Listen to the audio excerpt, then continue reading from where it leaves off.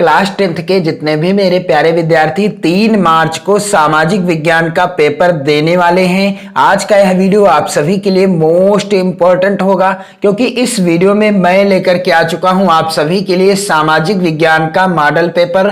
और मैं आपको इस वीडियो में बताऊंगा कि 2023 बोर्ड एग्जाम यानी 3 मार्च 2023 को सामाजिक विज्ञान का पेपर कैसा आएगा, पेपर का पैटर्न कैसा रहेगा, क्या रहेगा, प्रश्न किस तरीके के पूछे जाएंगे। और यह जो मॉडल पेपर है, यदि आप इस मॉडल पेपर के प्रश्नों को तैयार कर लेते हो तो मैं 100% की गारंटी लेता हूं कि यहां से आपकी बोर्ड परीक्षा यानी 3 मार्च को प्रश्न जरूर पूछे जाएंगे। और जैसा कि मैं आपको बताना चाहूंगा कि आपको इस चैनल पर मैं चित्रकला विषय की भी धुआंधार तैयारी करा रहा हूं, तो यदि आप चित्रकला विषय और सामाजिक विज्ञान विषय की धुआंधार तैयारी करना चाहते हैं, 70 में से 65 प्लस का स्कोर करना चाहते हैं, तो आज का यह वीडियो आप कंप्लीट देखिएगा और साथ ही साथ चैनल के साथ जुड़े रहिएगा 2023 बोर्ड एग्जाम में बेहतर अंक पाने के लिए। तो मेरे प्यारे विद्यार्थियों, यहां पर आप देख सकते हो सत्र 2022-2023 का यह मॉडल पेपर है। और यहां पर आप जैसा कि जानते हैं 3 घंटे 15 मिनट का आपको समय मिलेगा। जब आपने 16 फरवरी को एग्जाम दिया हिंदी विषय का और कल आपने एग्जाम दिया गृह विज्ञान विषय का, तो समय सेम वैसा ही रहेगा। प्रत्येक पेपर में 3 घंटे 15 मिनट का रहेगा। पेपर का पूर्णांक भी 70 अंकों का रहेगा। यहां पर कुछ निर्देश दिए हैं जिन्हें आपको जानना पढ़ना बहुत ही ज्यादा जरूरी है। जैसा कि पहला निर्देश क्या है, सभी प्रश्न अनिवार्य हैं। दूसरा है प्रारंभ के 15 मिनट पहले आपको पेपर मिल जाएगा पढ़ने के लिए। और जो पेपर होगा सामाजिक विज्ञान विषय का खंड आ और खंड बा में विभाजित होगा। खंड आ में 20 अंक के बहुविकल्पी प्रश्न दिए गए हैं जिनका आंसर आपको ओएमआर सीट पर दिया जाना है। और एक चीज और ध्यान रहे, ओएमआर सीट पर उत्तर अंकित किए जाने के पश्चात उसे काटे नहीं तथा इरेजर एवं व्हाइटनर आदि का प्रयोग ना करें। मेरे प्यारे बच्चों, इस तरीके की ओएमआर सीट आपको मिल रही है बोर्ड परीक्षा में। यहां पर ओएमआर सीट का नमूना आप देख सकते हो। सेम इसी तरह की आपको ओएमआर सीट मिल रही है और आगे वाले पेपर में भी आपको मिलेगी। 3 मार्च को भी ऐसी ही आपको मिलेगी और 25 फरवरी अर्थात चित्रकला वाले दिन जो है आपको इसी तरह की ओएमआर सीट मिलेगी। तो मान लीजिए आपका पहले प्रश्न के अंतर्गत यहां पर, जैसे कि यहां पर आप देख लीजिए, मैं आपको उदाहरण देकर समझाना चाहूंगा। आगे लिखा हुआ है खंड बा 50 अंकों का है। इसमें वर्णनात्मक प्रश्न फर्स्ट टाइप के और वर्णनात्मक प्रश्न सेकंड टाइप के एवं मानचित्र संबंधी 2 प्रश्न हैं। आगे यहां पर आप ध्यान दीजिएगा कि दिए गए मानचित्र को उत्तर पुस्तिका में मजबूती के साथ संलग्न करना आवश्यक है। जो आपको मानचित्र मिलेगा उसे आपको अपनी उत्तर पुस्तिका में यानी कॉपी में अच्छी तरह से बांध देना है, किसी भी परिस्थिति में वह छूटने ना पाए। तो यहां पर आप देखोगे जैसे कि खंड आ है जिसमें 20 नंबर के बहुविकल्पी प्रश्न पूछे जाएंगे। प्रत्येक प्रश्न होगा 1 अंक का, 20 प्रश्न होंगे, प्रत्येक प्रश्न होगा 1 अंक का, कुल 20 नंबर यहां से आपको मिलने वाले हैं। तो जैसे कि यहां पर प्रश्न है, निम्न में से कौन 1815 की वियना संधि से संबंधित है। तो यहां पर विकल्प है पहला बिस्मार्क, दूसरा विकल्प है नेपोलियन, तीसरा विकल्प है ड्यूक मैटरनिख, चौथा विकल्प है ज्यूसेपी मेत्सिनी। तो मेरे प्यारे बच्चों, यहां पर आप देख रहे हो इस प्रश्न का राइट आंसर क्या है कि निम्न में से कौन 1815 की वियना संधि से संबंधित है। यहां पर आप देखेंगे राइट आंसर क्या है, ड्यूक मैटरनिख राइट आंसर है। अब मान लीजिए आपने पहले प्रश्न का आंसर सी सही है, सी आंसर सही है और गलती से आपने बी वाले गोले को काला कर दिया। अब आप सोच रहे हो कि यहां व्हाइटनर लगा दूं या इसको ऐसे खुरच दूं या इसमें क्या करूं, इरेजर से खुरच दूं। तो ऐसा आपको नहीं करना है। ऐसा यदि आप कर दोगे तो इसका जो है नंबर आपको नहीं मिलेगा। तो अच्छे से गोला भरिए, प्रत्येक विषय के पेपर में सोच समझकर गोला भरिए, आपको बार बार पछताना ना पड़े। अच्छे से सावधानी पूर्वक आप गोला भरिए। तो जैसे कि यहां पर आप देख रहे हो तीसरा सही है, तो पहले का तीसरा यानी सी वाला गोला काला कर दिया जाएगा। फिर इसी तरह से जिस प्रश्न में जो भी ऑप्शन सही होगा, जो भी विकल्प सही होगा, उसी के अनुसार आपको 20 गोलों को यहां तक आप देख रहे हैं 20 प्रश्न होंगे, 20 का आंसर फिल कर देना है, गोले अच्छे से काले कर देना है। यहां पर आप देख रहे हो अगला प्रश्न है, सत्ता की साझेदारी के बेल्जियम मॉडल का मुख्य महत्व क्या है। पहला है विकल्प यहां पर सभी जातीय समूहों से उनकी आबादी के अनुसार शक्ति साझा की गई। दूसरा विकल्प है सभी जातीय समूहों से उनकी आबादी के अनुसार शक्ति साझा नहीं की गई। तीसरा, समुदायों को समान प्रतिनिधित्व दिया गया। चौथा है उपरोक्त में से कोई नहीं। तो मेरे प्यारे बच्चों, इसका राइट आंसर होगा कि सत्ता की साझेदारी के बेल्जियम मॉडल का मुख्य महत्व क्या है, सभी जातीय समूहों से उनकी आबादी के अनुसार शक्ति साझा की गई। पहला ही विकल्प सही है। तीसरा प्रश्न है यहां पर मेरे प्यारे बच्चों, 1928 से 1934 के बीच भारत में गेहूं की कीमत 50% तक क्यों गिर गई। तो यहां पर पहला विकल्प दिया गया है बाढ़ के कारण, दूसरा है सूखे के कारण, तीसरा विकल्प है महामंदी के कारण, और चौथा है यहां पर विकल्प उपरोक्त में से कोई नहीं। तो इसका उत्तर क्या होगा कि 1929 ईस्वी में, कब 1929 ईस्वी में आर्थिक महामंदी का प्रकोप हुआ संपूर्ण विश्व पर, और जिस कारण से भारत में भी गेहूं की कीमत 50% से नीचे गिर गई थी। तो यहां पर राइट आंसर हो जाएगा महामंदी के कारण। अगला प्रश्न है ब्रेटेन वुड्स, और आप सभी इन प्रश्नों को जरूर रट लेना, तैयार कर लेना। मैं चाहता हूं कि आपका जो है सामाजिक विज्ञान का स्कोर अच्छा जाए, 70 में से 65 प्लस जाए, इसलिए मैं आपको सामाजिक विज्ञान के कई मॉडल पेपर दूंगा। जी हां, कई मॉडल पेपर आपको प्रोवाइड कराऊंगा, जहां से आपकी बोर्ड परीक्षा में प्रश्न पक्का आएंगे। तो आप जो है चैनल के साथ जुड़े रहिएगा, वीडियो को शेयर करते रहिएगा, और इन सभी प्रश्नों का आंसर भी कमेंट करके बताते रहिएगा। मेरे प्यारे बच्चों, अगला प्रश्न है ब्रेटेन वुड्स नामक संस्थान निम्नलिखित में से कहां स्थित था। पहला है विकल्प अमेरिका, दूसरा है यूरोप, तीसरा है अफ्रीका, चौथा है विकल्प इनमें से कोई नहीं। तो ब्रेटेन वुड्स नामक संस्थान निम्नलिखित में से कहां स्थित था। इसका राइट आंसर हो जाएगा अमेरिका में। अगला प्रश्न कह रहा है निम्नलिखित में कौन सा लक्षण संघीय सरकार से संबंधित नहीं है।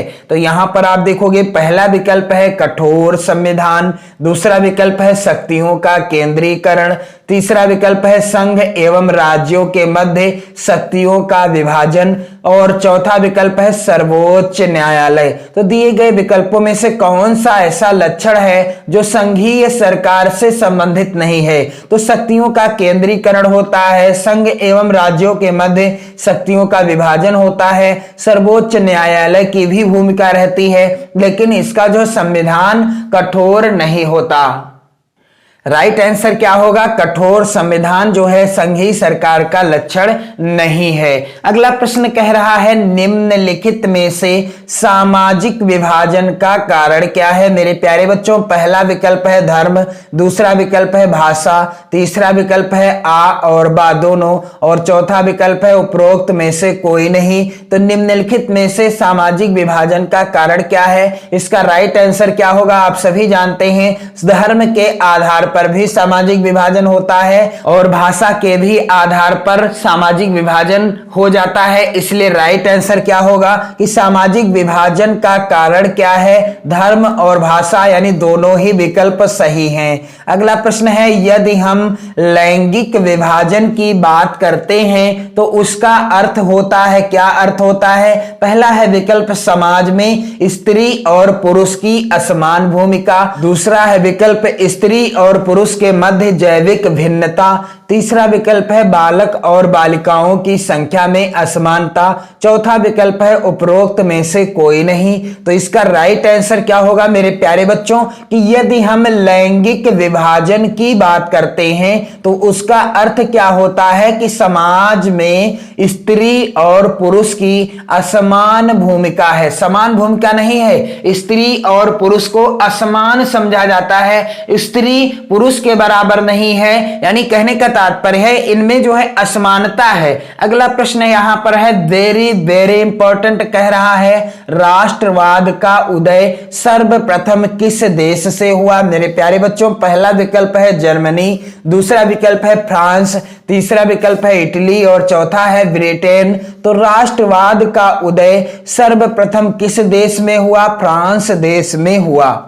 अगला प्रश्न कह रहा है ड्यूक मैटरनिक ने हमारी सामाजिक व्यवस्था का सबसे खतरनाक दुश्मन किसको माना है। तो यहां पर आप देख रहे हो पहला है विकल्प रूसो, दूसरा है विकल्प विक्टर इमैनुअल, तीसरा विकल्प है काल्विन और चौथा विकल्प है ज्यूसेपी मैथेसनी। तो ड्यूक मैटरनिक ने हमारी सामाजिक व्यवस्था का सबसे खतरनाक दुश्मन किसको माना है? ज्यूसेपी मैथेसनी को माना है। अगला प्रश्न है लोकतांत्रिक शासन व्यवस्था अन्य व्यवस्थाओं से अच्छी है। क्यों अच्छी है? क्योंकि यह पहला है विकल्प नागरिकों में समानता को बढ़ावा देती है, दूसरा विकल्प है व्यक्ति की गरिमा को बढ़ावा देती है, तीसरा विकल्प है विकल्प आ एवं बा दोनों और यहां पर अगला विकल्प है उपरोक्त में से कोई नहीं। तो लोकतांत्रिक शासन व्यवस्था अन्य व्यवस्थाओं से अच्छी है, किस लिए? क्योंकि यह नागरिकों में समानता को बढ़ावा देती है और व्यक्ति की गरिमा को भी बढ़ावा देती है। यानी राइट आंसर क्या होगा मेरे प्यारे बच्चों? विकल्प आ व बा दोनों ही विकल्प क्या हैं? सही हैं। अगला प्रश्न यहां पर आप देख रहे हो, कह रहा है मृदा किस प्रकार का प्राकृतिक संसाधन है। पहला है विकल्प नवीकरण योग्य संसाधन, दूसरा विकल्प है अनवीकरण योग्य संसाधन, तीसरा है विकल्प जैव संसाधन और चौथा है विकल्प संभावी संसाधन। तो मृदा किस प्रकार का प्राकृतिक संसाधन है? इसका राइट आंसर होगा नवीकरण योग्य संसाधन। अगला प्रश्न कह रहा है मेरे प्यारे बच्चों निम्नलिखित में से पंजाब में भूमि संकुचन के मुख्य कारण क्या हैं। और यदि प्रश्न ऐसे आ जाए कि निम्नलिखित में से पंजाब में भूमि निम्नीकरण, चाहे संकुचन लिखा हो चाहे निम्नीकरण लिखा हो, तो कारण क्या है यहां पर? पहला है विकल्प गहन खेती, दूसरा विकल्प है अधिक सिंचाई, तीसरा विकल्प है वनोन्मूलन और चौथा है विकल्प अति पशुचारण। तो कौन सा कारण है जिस कारण से पंजाब में भूमि संकुचन हो रहा है? तो इसका राइट आंसर क्या हो जाएगा? अत्यधिक सिंचाई। अगला प्रश्न है यहां पर भारत के किस राज्य की शिशु मृत्यु दर निम्नतम है। पहला है विकल्प यहां पर केरल, दूसरा है बिहार, तीसरा है पंजाब और चौथा है हरियाणा। तो मेरे प्यारे बच्चों भारत के किस राज्य की शिशु मृत्यु दर सबसे निम्नतम है? कि आप सभी जानते हो केरल राज्य जो है भारत का सर्वोत्तम शिक्षित राज्य है, यानी साक्षरता दर सबसे ज्यादा केरल राज्य में है, इसलिए यहां पर जो है सबसे कम शिशु मृत्यु दर है, अर्थात यहां पर छोटे बच्चों की मृत्यु बहुत ही कम होती है। यहां पर राइट आंसर हो जाएगा केरल। अगला प्रश्न है सार्वजनिक एवं निजी क्षेत्र को किस आधार पर वर्गीकृत किया जाता है। पहला है विकल्प रोजगार की परिस्थितियां, दूसरा विकल्प है आर्थिक क्रिया की प्रकृति, तीसरा है विकल्प यहां पर उद्यम का स्वामित्व और चौथा विकल्प है किसी उद्यम में काम कर रहे श्रमिकों की संख्या। तो सार्वजनिक एवं निजी क्षेत्र को किस आधार पर वर्गीकृत किया जाता है? उद्यम का स्वामित्व के आधार पर। किस आधार पर? उद्यम का स्वामित्व के आधार पर। अगला प्रश्न कह रहा है भूक्षरण से क्या तात्पर्य है। पहला है विकल्प भूमि का अनुपजाऊ होना, दूसरा है भूमि का दलदली होना, तीसरा है विकल्प भूमि का उपजाऊ होना, चौथा है भूमि का योजनाबद्ध उपयोग। तो भूक्षरण से क्या तात्पर्य है, भूमि का अनुपजाऊ होना, यानी भूमि जब अनुपजाऊ हो जाती है उसे ही क्या कहते हैं, भूक्षरण या मृदा अपरदन कहते हैं। अगला प्रश्न है गोंडवाना कोयला का जमाव किस क्षेत्र में नहीं पाया जाता है। तो मैं चाहता हूं कि आप इस प्रश्न का आंसर कमेंट करके बताएं। अगला प्रश्न कह रहा है भूमिहीन ग्रामीण मजदूरों के लिए सबसे अधिक उपयुक्त विकास का लक्ष्य कौन सा है। यदि हम चाहते हैं कि जिन मजदूरों के पास भूमि नहीं है अर्थात खेती नहीं है और उनका हम विकास करना चाहते हैं तो उनमें से कौन सा जो है, यहां पर आप देखेंगे इनमें से कौन सा जो है उपयुक्त है जो उन मजदूरों का विकास कर सकता है, यानी कौन सा लक्ष्य सबसे ज्यादा उपयुक्त रहेगा। उपज का ज्यादा समर्थन मूल्य, दूसरा विकल्प है वह अपने बच्चों को विदेश में बसा सके, तीसरा विकल्प है अधिक मजदूरी, चौथा है उपरोक्त में से कोई नहीं। तो राइट आंसर क्या होगा, अधिक मजदूरी। यदि भूमिहीन मजदूरों को मिलती है तो कहीं ना कहीं उनका विकास संभव हो पाता है। अगला प्रश्न है यहां पर निम्नलिखित में से कौन सा व्यापार अवरोधकों का लक्षण नहीं है। तो मेरे प्यारे बच्चों यहां पर आप इस प्रश्न का स्क्रीनशॉट ले लीजिए, विकल्प देख लीजिए और इसका आंसर आप कमेंट बॉक्स में कमेंट करके बताइए। अगला है प्रश्न यहां पर निम्नलिखित में से कौन सा परंपरागत ऊर्जा का स्रोत नहीं है। पहला है विकल्प कोयला, दूसरा है भूतापी ऊर्जा, तीसरा है विकल्प आ व बा दोनों और चौथा है उपरोक्त में से कोई नहीं। तो राइट आंसर क्या होगा, भूतापीय ऊर्जा जो है यह परंपरागत ऊर्जा का स्रोत नहीं है। अगला प्रश्न यहां पर 20वां प्रश्न है वैश्वीकरण का बहुराष्ट्रीय कंपनियों के निवेश पर क्या प्रभाव पड़ा। पहला है विकल्प बहुराष्ट्रीय कंपनियों के निवेश में वृद्धि हुई, दूसरा विकल्प है बहुराष्ट्रीय कंपनियों द्वारा भारत के विदेशी व्यापार के अधिकांश भाग पर नियंत्रण हुआ, तीसरा विकल्प है बहुराष्ट्रीय कंपनियों के आगमन से लोगों की आर्थिक स्थिति सुदृढ़ हुई और चौथा विकल्प है उपरोक्त सभी। तो यहां पर राइट है उपरोक्त सभी। इसके बाद मेरे प्यारे बच्चों सबसे महत्वपूर्ण प्रश्न यहां पर भी आप देख लीजिए, इन्हें भी आप तैयार कर लेना। वर्णनात्मक प्रश्न जो यहां पर आप देखेंगे, यहां पर आप ध्यान दीजिएगा, वर्णनात्मक प्रश्न जो फर्स्ट टाइप के होंगे जिनका उत्तर आपको लगभग 80 शब्दों में लिखना होगा खंड वाक्य के अंतर्गत। तो यहां पर पहला प्रश्न तैयार कर लेना, प्रथम विश्व युद्ध के पश्चात होने वाली महामंदी के कारणों की समीक्षा कीजिए। और जो फर्स्ट टाइप के प्रश्न आएंगे प्रत्येक प्रश्न होगा 4 नंबर का।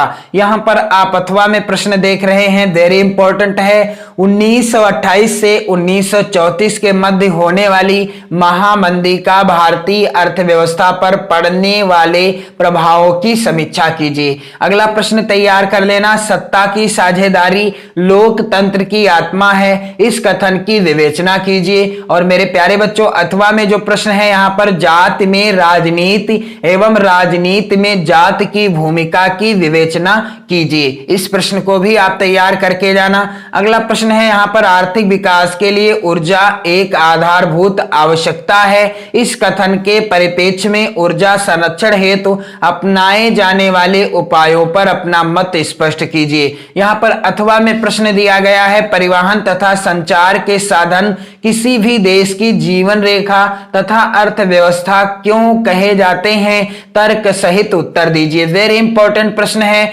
अगला प्रश्न तैयार कर लेना मेरे प्यारे बच्चों, बहुराष्ट्रीय कंपनियां अपने उत्पाद की उत्पादन लागत कम बनाए रखने के लिए किस प्रकार का प्रबंधन करती हैं, विवेचना कीजिए। और अथवा में जो प्रश्न है अच्छे बाजार के प्रमुख लक्षणों की संक्षेप में विवेचना कीजिए। इतने प्रश्न आप जरूर तैयार तैयार कर लेना। इसके बाद यहां पर आप देखोगे जो वर्णनात्मक प्रश्न सेकंड टाइप के आएंगे वो होंगे 150 शब्दों में आपको आंसर देना होगा इन प्रश्नों का, और प्रत्येक प्रश्न होगा 6 अंक का।